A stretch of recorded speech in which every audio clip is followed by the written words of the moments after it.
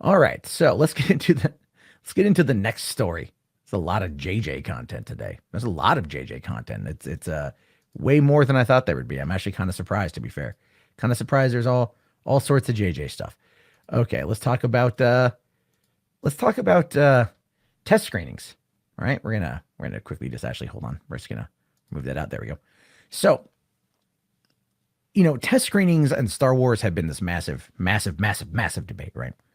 You've got people out there that are making videos, hundreds of thousands of views, right? Oh my God, test screenings are a disaster. 65% people walking out, people hating it. It's just disgusting. It's terrible. Oh my God. You might as well run the next step and start saying that people are literally having children. The women who are pregnant are having forced labor in the theater because the movie is so bad. It causes their body so much stress that a baby just pops out and goes, fuck Star Wars. That's the hyperbole levels we are at, by the way, folks. When I say that there is hyperbole, I mean there is hyperbole. But we all know it's not true, right? We know it's not true. These rumors that are treated as fact, we know they're not true. People out there want to believe so badly that this movie is as bad as they think. It's not even as bad as they think. And this is my opinion, that it's as bad as they're told. Going back to what I said about seeing the movie for yourself to make that judgment call for yourself is something that should be paramount in your decision making. Listening to what somebody else who you don't know in real life tell you what to think about a movie, and even me, don't do it. Don't do it. Find out for yourself. Really do. But we know that when it comes to the test screenings, that it's not real. My buddy Nerd Report, Lewis, he talked about it. He talked to his source. And then, of course, there was this massive pushback, I should say, right? This kind of disinformation campaign that came out. And that's my opinion, trying to discredit what Lewis had said in order to prop up somebody else who, well, got it wrong. And that's, again, part of the game. That's the game we find ourselves in. But when it comes to the test screenings, there's one person out there that really did talk about it because this person knows. And that would be J.J. Abrams. He actually addressed the test screenings of Star Wars here. This isn't just rumor upon rumor upon rumor upon anonymous source. This is coming from the man himself. It says here, Star Wars, The Rise of Skywalker director addresses test screenings.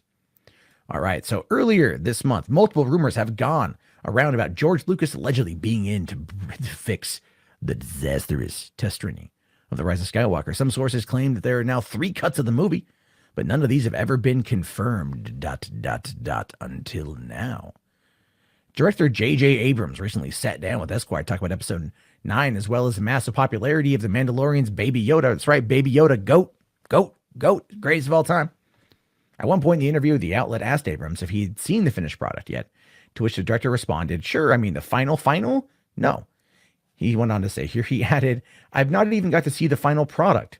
He then went on about putting the final pieces together for the movie. Abrams mentioned that he thinks a part of it already looks amazing, but then again, he's still trying to put the pieces together in his head. And that is something that I think a lot of people out there don't realize when it comes to the post-production process. You shoot a movie for 6 months, and I think in this case, they shot for about that length of time. You shoot about 150 different setups, right? And it's not shot chronologically. It's not shot in order. It's shot in every which direction. And then you got to get back and you got to basically it's like getting the Death Star Lego set, right? You open up the box, you dump out all the Legos, and then there's a piece of instructions and you're like, well, shit, I'm going to be here for a while working on this thing. 400 pieces. God damn.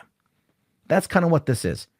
But unlike that, you're always kind of tweaking things and adding things and fixing things and doing things. And that's how the post-production system works, especially on huge movies like this. Now he says here, the director then revealed that he had shown it to a screening that only included some of his friends and family. But we've never done like a test screening, he confirmed.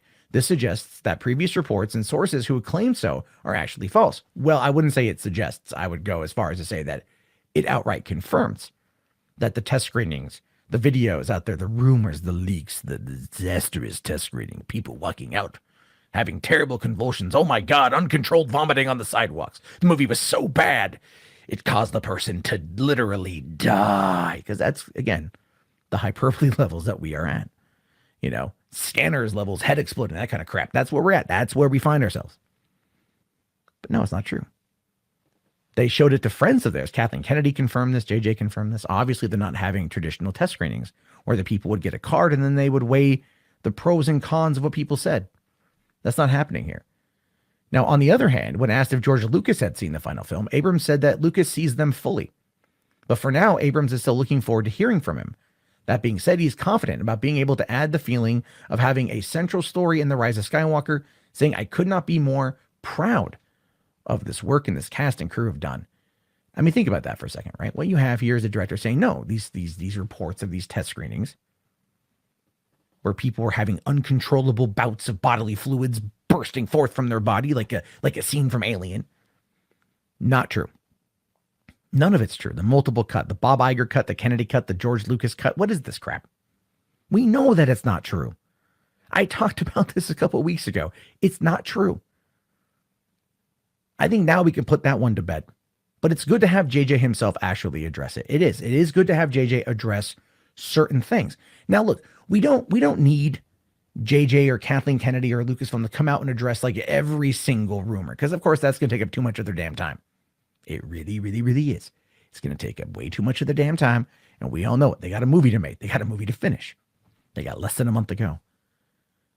But in the case of these test screenings, this blew up so big and it spread so fast that he kind of feels, I think, at this point compelled to address it and squash it. Because we do have negative word of mouth. We do have negativity surrounding this movie in a way that you haven't really seen in a long time. And by that, I mean Captain Marvel from back in March. People who profit off of negativity spread negativity. I don't even think that's even like that far of a reach to fully understand.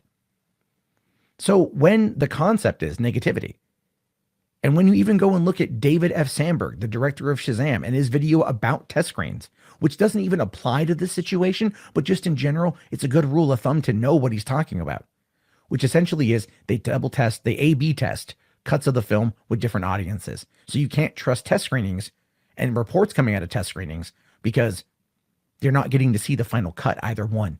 They're A/B testing what works and what doesn't. They're focus group testing. It's a process. But of course, when it comes to trying to have a clicky headline, have a good looking thumbnail, you want to get the views, you want to get the clicks, you want to get the subs, you want to get the clout, you want to get the recognition, you want to get the goddamn fucking money. None of that even matters. It's all about the intent of the discussion, right? It's all about the intent of the discussion. That's what I'm more or less referring to here. And I think JJ is calling that out too. And good for him. Good for him. And I would love to see more directors and more people come on out and address some of these things, because I think we need it. Transparency in this situation would be fantastic because it would curb a lot of the speculation. And I'm not going to lie, speculation's fun. Speculation is fun. But like I'm trying to say here, my over-the-top performance on this, my own hyperbolic actions in regards to discussing this, has everything to do with the intent of the discussion. If your intent is to report on something that you heard in a neutral fashion, that's fine. But if your intent is to report on something that you heard in such a fashion that it's meant to sow distrust and discord and doubt, and that's your goal, then that's what I have an issue with personally. And that's why I'm glad he's talking about it. But of course, this is always just my opinion. And I'm sure a lot of you out there aren't going to agree with my opinion. And I look forward to your comments below, because that's part of the game, part of the conversation, part of the struggle. Leave your thoughts. This video is supported by patrons like you. If you'd like to become a patron, please head over to patreon.com/Matt Jarbo.